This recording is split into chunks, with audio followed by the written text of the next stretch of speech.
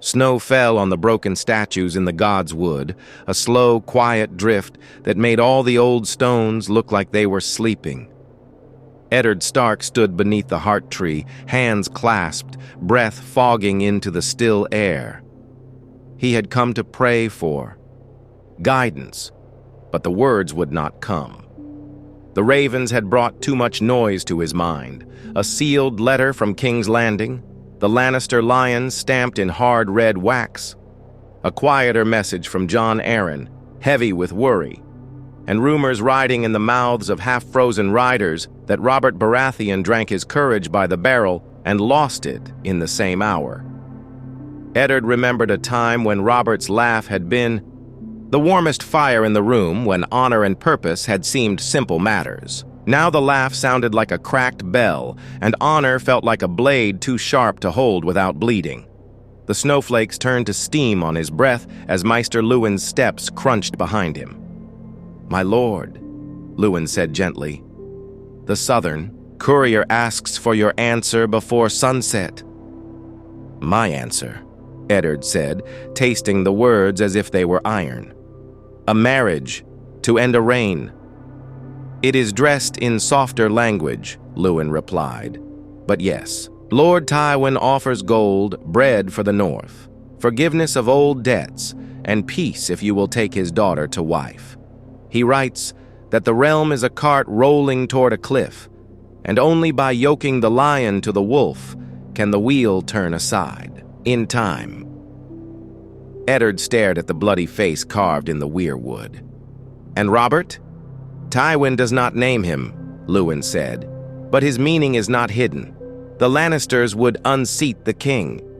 They want your good name to ease the realm's conscience." Honor did not ask for comfort, Eddard thought.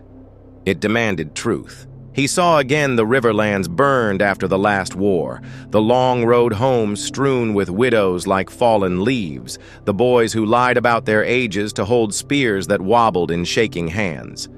Peace had a face, and it was not pretty, but it was better than fire. Yet this peace asked a price that cut both ways. To take Cersei Lannister to wife would set aside the memory of his own vows and the promises he had made to a dead sister in a tower where the wind sang like a dirge.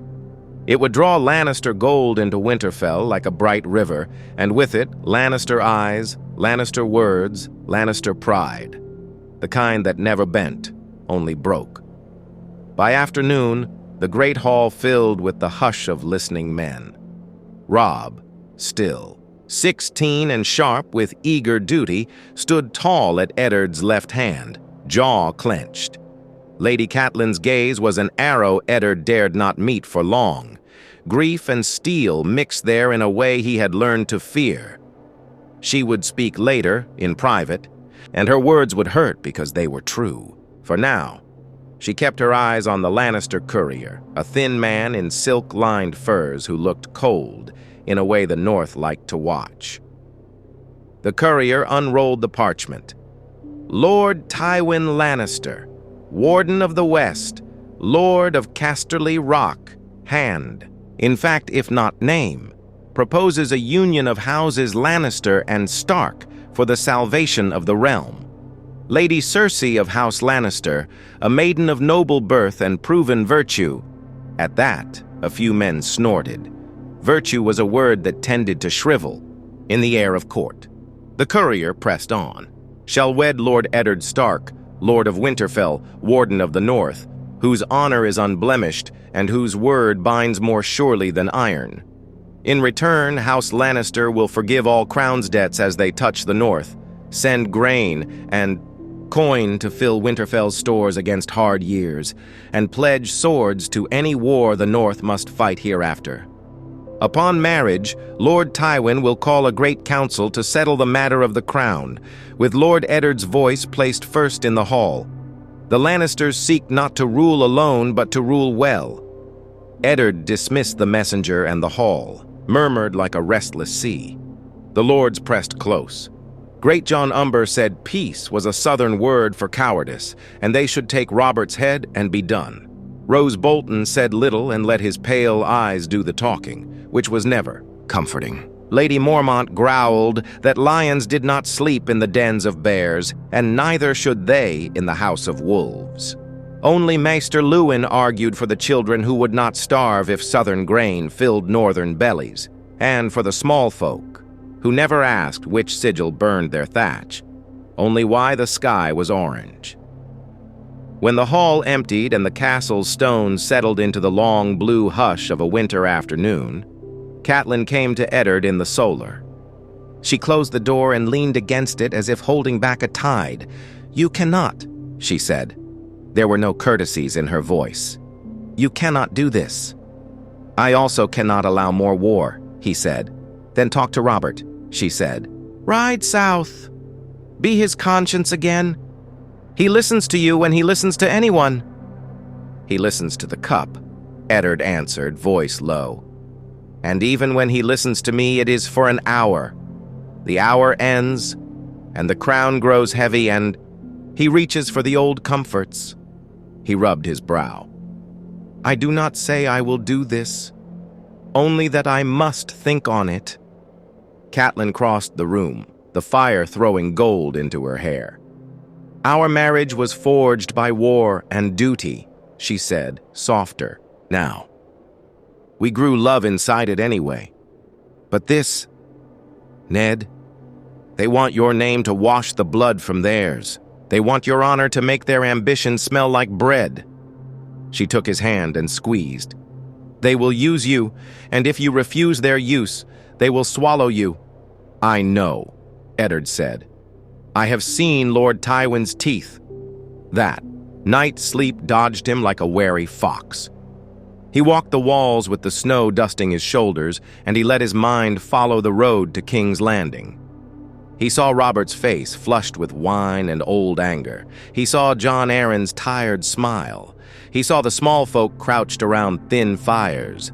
He saw a crown rolling on the floor like a ring dropped by a careless groom, and two hands reaching. One, gloved in silk, one chapped and scar-scarred. When the dawn finally came pale and weak, he had not chosen. But the sun does not pause until men are ready. By noon, he had Robb riding beside him and a long column of men behind them, bound for Moat. Kaelin to meet a southern party under a banner of truce. Word had returned swift as arrows. Cersei herself would ride north to treat, with her twin brother at her side and a train of red and gold that turned the snow to wine-colored slush. Eddard felt the old, clean steadiness of the saddle under him, and wished politics could be ridden through the same way you rode a storm, head down, heels gentle, eyes forward. But storms in the south were not honest storms. They turned as you watched them and struck from the one corner of the sky you had not guarded. They met on the hard ground where the neck begins to dream of marsh. Cersei came veiled against the cold, but the veil did nothing to hide the set of her mouth or the watchful blaze in her eyes. Jaime Lannister smiled like a man who had never known a no that stuck. Behind them, Lannister men-at-arms made neat lines. Behind Eddard, the north stood in a jagged wall, smelling of leather and pine sap and long patience. "Lord Stark," Cersei said without curtsy, "shall we save the realm, or let it rot?" "Saving and rotting are slow words," Eddard answered. "The realm may need simpler ones first, truth and bread." "Bread I can give you by the shipload," she said. "As for truth, I have learned not to trade too much of it at once. It spoils." Her smile did not reach her eyes. "Walk with me." They walked along the brittle reeds, a few paces apart. Jaime's horse stamped and snorted, then stilled at a gesture. Robb's jaw worked as if chewing a problem for which he had no teeth yet. Eddard kept his gaze on the far line of trees. "Say it plain," he told her. "Robert is killing the realm," Cersei said, plain as winter. "Not with sword, but with neglect. He wins the small wars inside himself by losing, them for everyone else. The crown's debts choke your harvests, and mine alike. He is a storm that never rains where the grain grows. My father intends to end that storm." And set his own weather, Eddard said. She spread her hands. Better a season with a calendar than this endless drunken squall. Marry me. Bring the North's word and steel to a council my father can control. We will make a king who wakes sober and sleeps without whoring away the day. Who? Eddard asked. Whichever name the realm will swallow, Cersei said coolly. Perhaps a Baratheon cousin brought up on milk instead of mead. Perhaps, if you dare it, one of your own one day. A Stark with gold behind him and the realm's respect before him. You think I flatter you, but I have learned the market value of a clean name. Yours is the only one left that can buy us time. The wind cut through Eddard's furs. He thought of Catelyn's fingers tight around his, of the weirwood's bleeding face, of Robert's laugh sinking into its own echo. He looked at Cersei, at the ruthless steadiness that lived in her, the way cold lived in the north. He wondered, dangerously, what that will would do if it were not bruised every night by a king's careless hand. He wondered if, in another life, she might have used it for something better than power. You hate him, Eddard said. I despise waste, she replied. Robert is waste-made man. So, I ask again, shall we save the realm? Between them, the marsh made a low, wet sound as if the earth itself had sighed. Eddard felt the weight of every pair of eyes on his back. Robb's, Jaime's, 1,000 nameless ones he would never see. He tasted iron in the air. He thought not for the first time that sometimes honor was choosing who bled less, not who bled not at all. Send your ships with grain, he said at last. Send them before any vows, as a sign you mean what you say.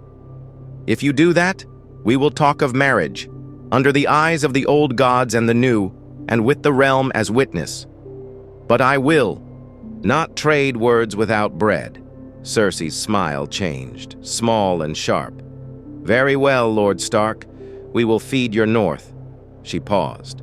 And then you will feed our future. The terms were not peace yet. They were only the first bite of a hard loaf. But in the biting, something in the world shifted. Far away in King's Landing, a king lifted a cup and did not know the taste of the last days of his reign. Closer, the reeds trembled, as if some hidden thing were listening and learning the new names it must wear. The first Lannister grain ships appeared on the bight before the first true thaw, their sails red against the gray-green sea. The small folk on the docks at White Harbor muttered and crossed themselves as the lions painted on the prows seemed to watch them with cold, golden eyes. Still, no one turned away the sacks of barley and rye, the barrels of salt pork, or the casks of southern wine, things the North had not seen in such measure for many winters. The merman banners of House Manderley flew alongside the crimson and gold as if to say, for now, this is allowed. Lord Wyman Manderley, round and smiling but sharp behind the eyes, sent a raven to Winterfell the moment the first cart rolled out of the harbor. The lions keep their word so far, the letter read. But it is a word bought with the weight of your name, my lord. Spend it carefully. Eddard read it at the high table while Catelyn watched him over her cup. She said nothing, but the silence between them was as full as any hall in King's Landing.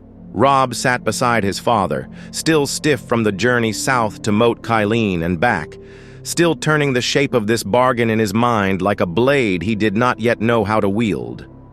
The next raven came not from White Harbor, but from the south, carried on a bird so weary it could barely land.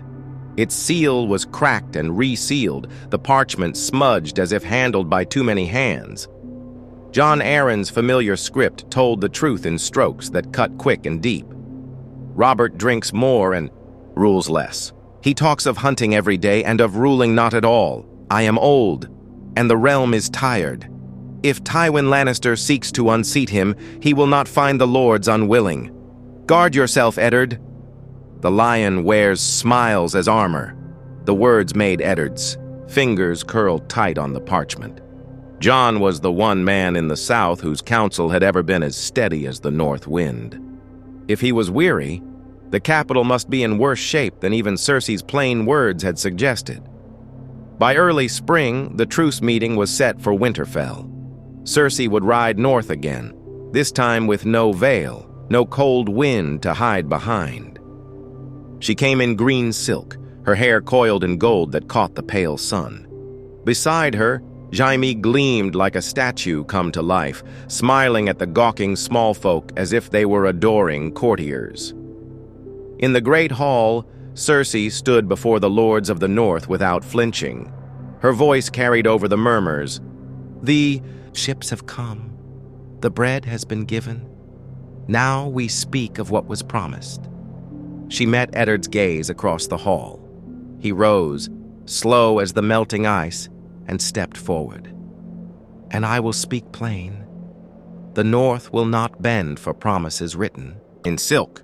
If I take you to wife, it will be as the North does all things, before gods and men, with the realm watching.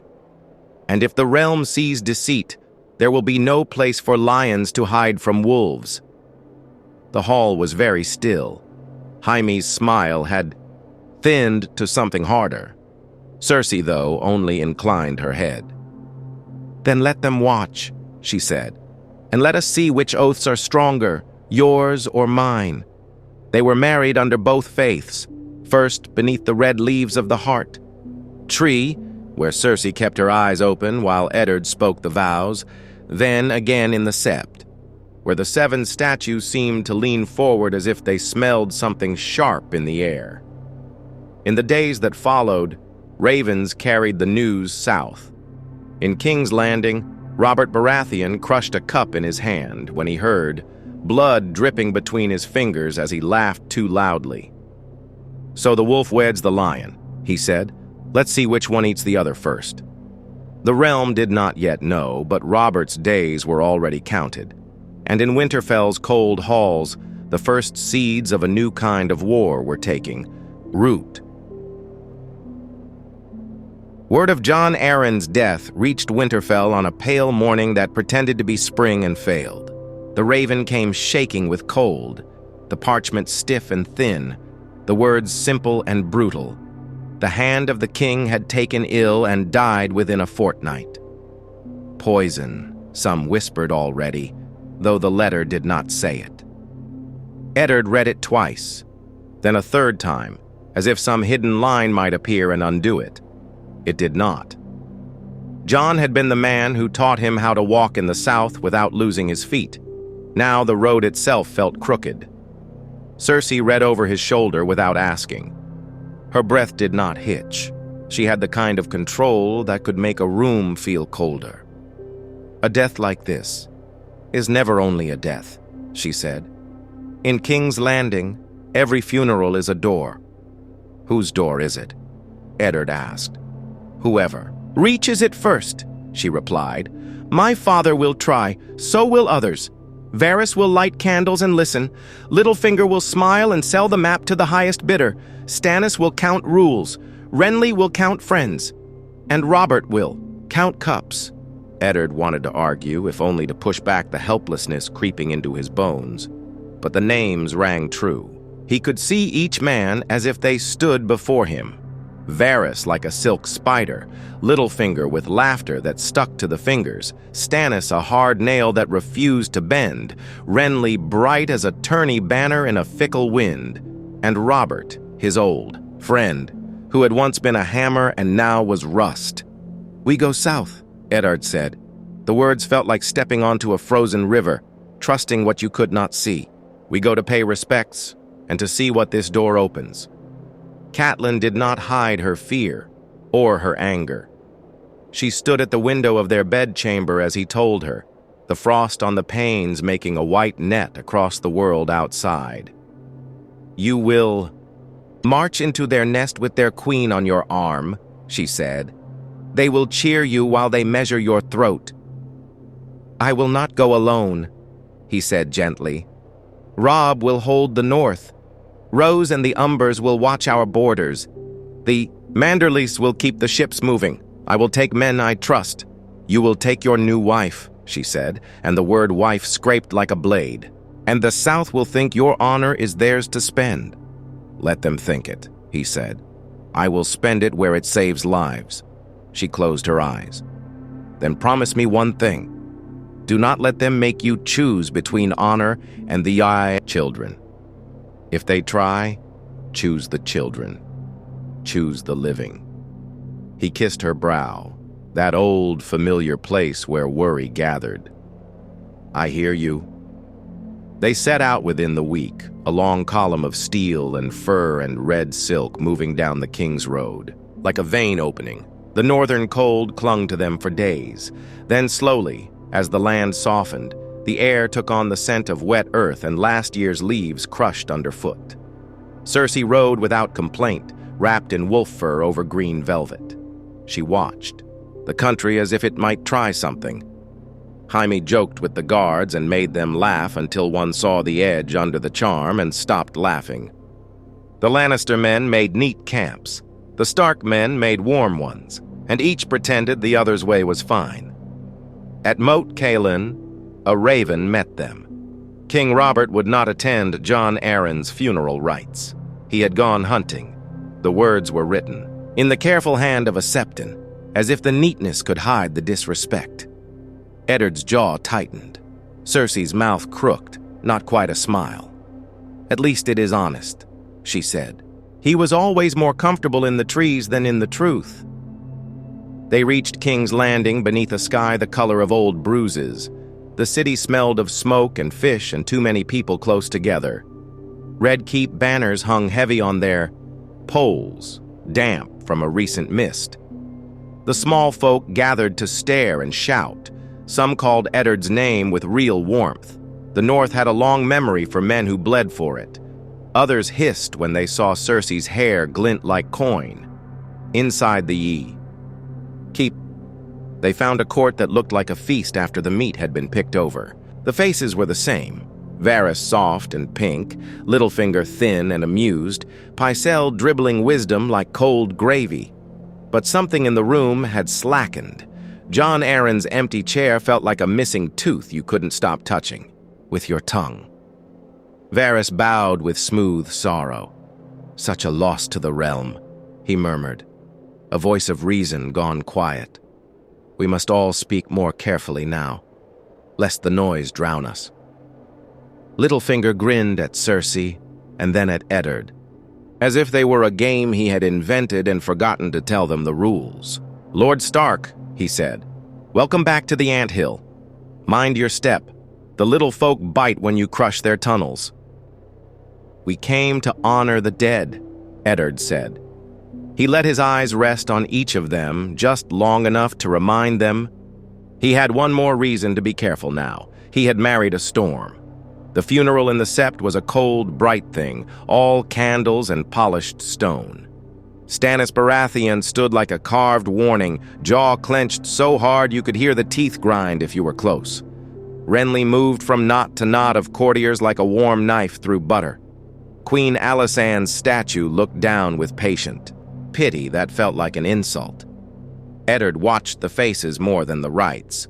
He saw Lysa Arryn, Jon's widow, pale and trembling, clutching her sickly boy as if he were a lump of gold she feared someone might steal. He saw Lysa Arryn, Jon's widow, pale and trembling, clutching her sickly boy as if he were a lump of gold she feared someone might steal. He saw the city watch captains exchanging looks and counting, always counting. He saw the High Septon look past Cersei as if she were a draft in a closed room. After the candles guttered and the stone closed over Jon, the real business began in corners and corridors. Tywin Lannister was not in the city. He had sent a letter like a gauntlet. It called for a great council at Harrenhal, that old ruin fat with ghosts. The council would discuss the king's illness of governance and settle a line of rule. That did not strangle the realm. The seal shone bright as if the wax were proud. Stannis was first to speak against it. "The law is clear," he said, to anyone who would stand still long enough to listen. If Robert cannot rule, the next in line must. I am his younger brother, not a council of flatterers and moneylenders." Renly laughed softly. "And yet the realm does not love the law as much as you do, brother. It loves bread. It loves peace. It loves faces it can look at without flinching." "Then it should stop staring at yours," Stannis said, and walked. Away, Eddard found himself pulled between Cersei's hard plans and his own instincts. She wanted speed. Send ravens, lock the city watch with gold, hold the harbor with Lannister ships, call the lords to Harrenhal before Robert could stagger back from his hunt and bellow the walls down. Eddard wanted proof. Proof of Robert's unfitness beyond the drunk stories, proof that Jon had not died by a careful hand, proof that whatever they built would hold. He walked the keep at night, counting the torches and the turns, listening to the city breathe under him like a giant animal. On the third night, a boy in rough clothes slipped into his path with a message from the kitchens and a smell of onions. He had eyes like a cat and fingers too quick. "From a friend," he whispered, and darted away before Eddard could ask which kind. The scrap of parchment had 3 words: "The boar waits." Eddard did not sleep at all after that. He knew Robert's favorite hunt. He knew how men whispered when a king met a beast. He knew how easy it was to help chance do a little more than it might have done. At dawn, he went to Cersei. She was awake, of course, sitting by a high window with the city spread below like a rough map. "You heard?" she asked without turning. "I heard enough," he said. "If Robert dies on a hunt, the realm will call it a sad tale and reach for the next cup. If he lives and returns, he will smash whatever fragile thing we are trying to build." "And so?" Her tone did not change. Her eyes stayed on the city. "So I ride to him," Eddard said. "I will bring him back alive if I can, and sober if the gods are kinder than usual. If he must fall, he will fall in the sight of the realm, not in a ditch with a pig's tusk in his belly while men smirk behind their hands." Cersei finally looked at him. For a heartbeat, something like respect flickered there. Or maybe it was only surprise that a man could still choose the hard road when the easy one lay open. "You would save him," she said, "even now." "I would save the realm from stories that rot the truth," he answered. "And I would not make myself the kind of man who lets a friend die when he could stop it." "You have chosen a fight with the wind," she said. "But very well. Take men you trust. I will do what must be done here." She paused. "If you bring him back, be ready to stand in front of him and tell him no in front of everyone." "Have done it before," Eddard said. "Not like this," she said, and the cold in her voice was not unkind. It was simply accurate. He left at noon with a lean company. Jory Castle, Harwin, Fat Tom, and a handful more who could ride hard and keep their mouths shut. As the gates opened, the city roared like a beast woken from a bad dream. Some cheered for the wolf. Some spat when they saw the lion banners mixed among the dire wolves. Eddard did not wave. He set his eyes on the road and the dust and the shape of a choice that might already have been made for him by men he could not yet see. Behind him, in the Red Keep, Cersei stood alone for a long time. Then she began to move. She called for the captain of the gold cloaks. She sent a quiet word to the master of coin the city preferred to forget it owed. She visited the High Septon and let him see her pray without letting him believe in it. She sent a raven to her father with one sentence: "The door is open. Send the guests." And somewhere in the Kingswood, a boar rooted under old leaves, grunting, as a king laughed too loud, and men who should have loved him counted how many steps it would take to carry him home if the laughter ended. The Kingswood was damp from a recent rain, the kind that sank into the earth and made every step a muffled squelch. Eddard's company found Robert's hunting camp by the smell before the sight. Wood smoke, roasting meat, and the sour, sweet tang of wine spilled into wet leaves. Horns hung from branches like trophies. Dogs barked, their voices carrying low in the mist. Robert was not hard to find. He was seated on a thick log near the fire, one boot off, his great belly shaking with laughter at a tale a huntsman was telling. Something about a washerwoman and a stag that was likely not fit for the Seven's ears. A skin of wine lay in his lap. His face was flushed, eyes bright in that dangerous way that meant he was already past reason. "Ned!" he bellowed when he saw him, arms spreading wide as if the North itself had walked into his camp. "By the gods, I thought you'd gone soft in Winterfell with your golden queen. Come to hunt? Or to scold?" "Both, if I must," Eddard said, swinging down from his horse. His boots sank in the mud. "I hear you've been chasing boar." "Aye," Robert grinned. "Big one, too, tusks like swords. We'll have his head on my wall by sundown." Eddard's eyes flicked to the hunters standing behind the king. A few wouldn't meet his gaze. One, a lean man with a fox's smile, kept watching Robert with the kind of interest a man reserves for a wager about to be won. "You should rest," Eddard said plainly. "The ground's slick. You've drunk enough to make the beasts work." "Easy!" Robert scowled, the grin vanishing. "Seven hells, Ned. Don't start. I came out here to breathe, not to be mothered. John Arryn's dead. The court's crawling with snakes, and now my own brother's whispering in corners. I'll have this hunt, and the gods can damn anyone who tells me no." Eddard stepped closer, lowering his voice. "If you fall here, the realm will tear itself apart before they find your body, and the ones who wept the loudest will have pushed the hardest." For a moment, Robert's eyes cleared, as if a spark of the man Eddard had once followed into battle was still there. Then the spark drowned under wine and stubbornness. He shoved himself to his feet, swaying. "You've gotten cautious in your old age. I remember when you'd have wagered me 100 stag you could bring the beast down first." The huntsman, with the fox smile, spoke then. "Majesty, the boar was spotted not an hour past. The ground's firm where it runs. We can take him now, before the light fails." Robert grunted. "You hear that, Ned? Even the gods want me to hunt today." He slapped Eddard's shoulder hard enough to rattle his bones. "You'll see. We'll drink to him by the fire tonight." They set out, a ragged line through the dripping green. Robert insisted on leading, his breath coming heavier with each step. The hounds strained at their leashes, catching the scent. The boar broke cover with a sound like a tree splitting, tusks flashing white. The dogs lunged, men shouted, and Robert charged, bellowing like a younger man, spear poised.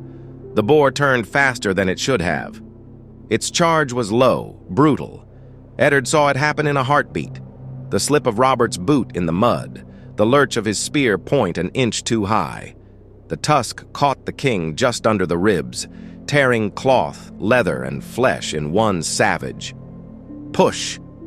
Men rushed in, spears flashing. The boar fell, squealing and kicking, but Robert was already on his knees, blood soaking his tunic. His face was pale now, eyes unfocused. "Get him back to camp!" Eddard shouted. He tore his cloak free, pressing it to the wound. Robert hissed and tried to laugh, but the sound broke in his throat. As they carried him, Eddard caught sight of the fox-smiled huntsman slipping away into the trees, no blood on him, no hurry in his steps. By the time Jory and Harwin gave chase, the man was gone. Back in camp, Robert lay on a bed of furs, his breathing ragged. "It seems the gods took your wager, Ned," he rasped. "But I still got him." "You're not dead yet," Eddard said, though the weight in his chest told him Robert was closer to it than life. Robert's hand gripped his wrist with surprising strength. "Tell Cersei. Tell her the boy is hers now. Not Joffrey. Not the rest. The realm will need her." The words were fading even as they came. Eddard didn't answer. Not here. Not with all the eyes on them. By the time they reached King's Landing 2 days later, Robert Baratheon was a king in name only, pale and drifting in a fevered sleep. And in the Red Keep, Cersei Lannister was already moving her pieces, the sound of her steps as soft as silk on stone. Silk on stone. They carried Robert into the Red Keep at dusk, the sky streaked in colors that looked too much like blood to feel like a blessing. The king's breathing rasped and caught, then settled again, the way a worn bell clatters before it rings true. Maesters hurried him to a chamber that smelled of clean water and old sickness. Pycelle hovered with his draughts and mutters, sweating behind his beard. Eddard stood at the foot of the bed and watched the rise and fall of Robert's chest like a man counting waves in the dark, trying to guess which one would finally take the ship. Cersei slipped in without a sound, her eyes touching everything in the room once, and then returning to Eddard. "Alive," she said, as if setting the word on a table to see if it rolled. "For now," Eddard answered. He spoke on the road. Fever took most of his sense. He kept calling for the hunt and for wine. He said strange things. What things? Her tone didn't change. Her hands were still, folded over each other like two knives put away. "He said to tell you the boy was yours now," Eddard said, because he had promised himself not to hide easy lies from hard truths. Then he muttered names I did not know. He said Joffrey more than once. Cersei blinked once, slow as if a tiny pebble had hit a window. "His mind runs backward when he bleeds," she said. "He remembers the life he could have had, the life others told him was promised. Do not chase meaning in a drunk man's dream." Eddard let it go because there was no time to wrestle sense from nonsense. "If he dies," he said, "Stannis is next in line by law. He will demand recognition, and quickly. And the city will not love him," Cersei said. "Renly will move faster with smiles. The Tyrells will count their roses and send perfume. Varys will count secrets and send shadows. Littlefinger will count coins and send whatever men he can buy for the hour. And your city watch will stand where the gold is heaviest." "They are not my watch," Eddard said. "Then make them yours," she replied. "Or make them ours. The realm needs the look of order. It needs a hand that doesn't shake. If Robert lives, he cannot rule. If he dies, we must stop a scramble from tearing King's Landing apart. Take the title you hate, protector of the realm. Hold it up like a shield until we bring the lords to Harrenhal." "Titles don't feed children," he said. "No," she said lightly, "but they keep knives off their throats long enough for bread to matter." They went to the small council together, a pairing that turned every head and sharpened every whisper. The council chamber felt colder than the rest of the castle, as if the stone there remembered too many bare truths. Pycelle droned about poppy, milk. Varys spoke in sorrowful circles. Littlefinger perched like a bright bird on a high branch, smiling at storms. Renly arrived with a fresh cloak and eyes already measuring the room.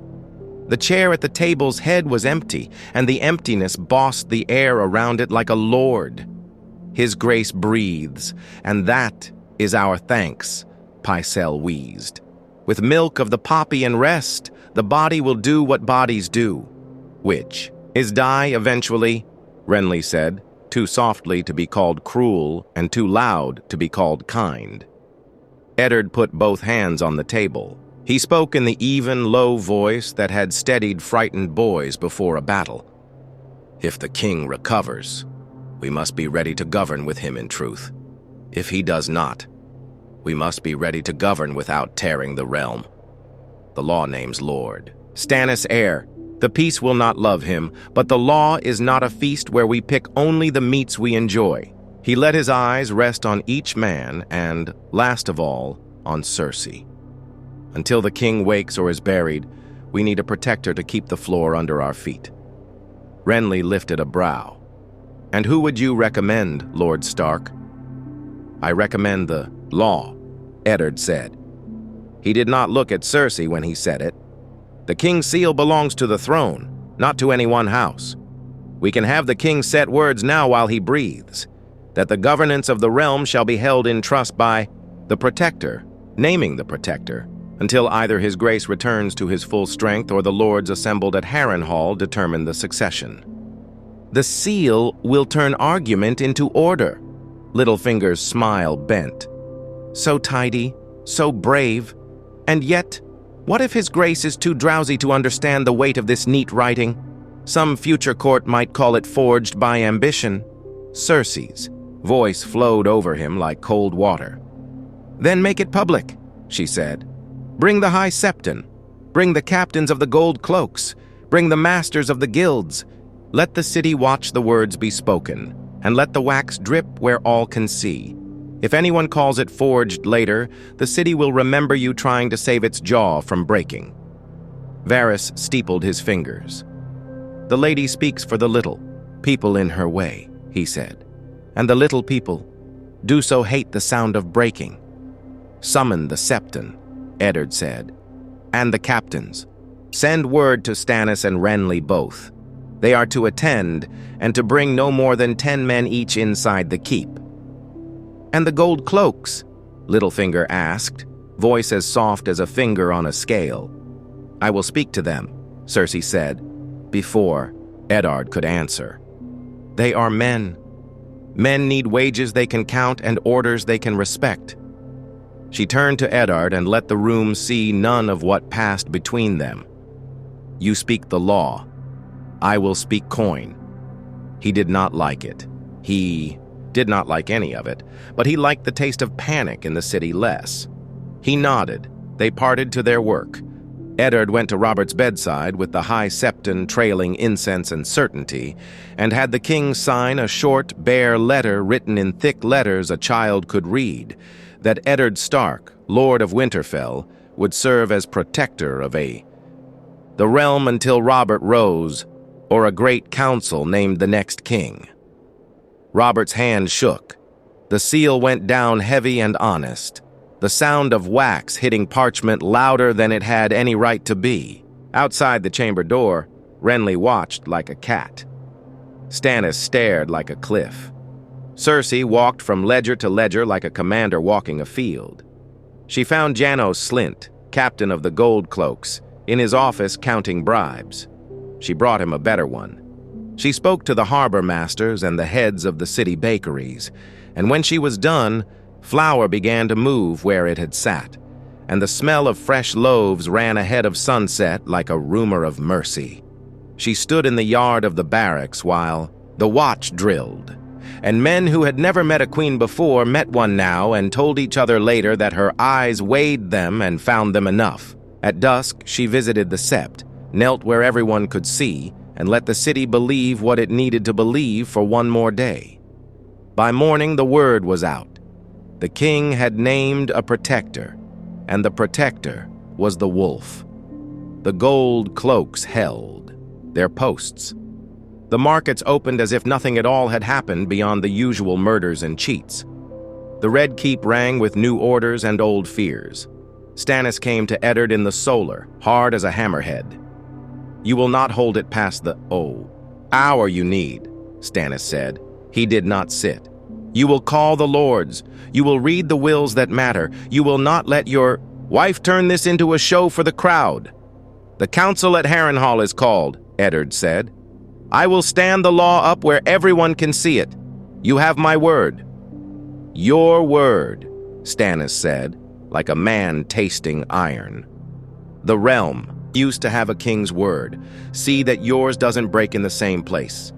He left without courtesy.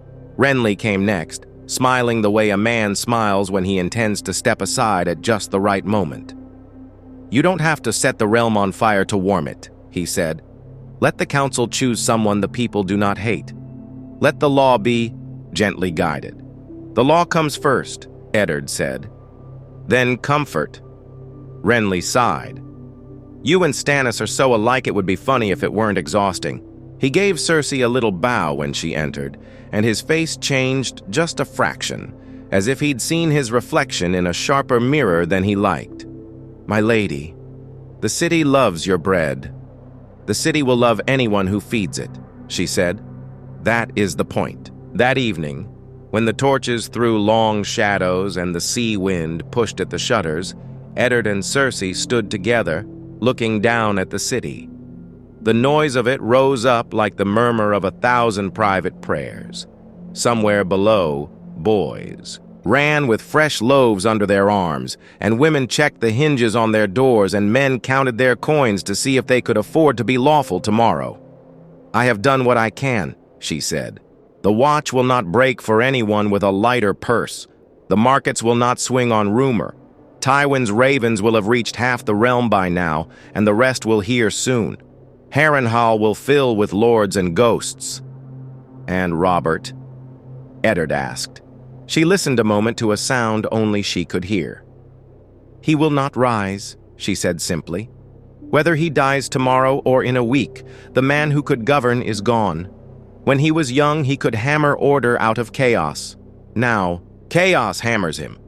Eddard closed his eyes. He saw a younger Robert laughing on a mud-slick bank, blood on his cheek and a crown light as a joke in his hand. He let the picture fade.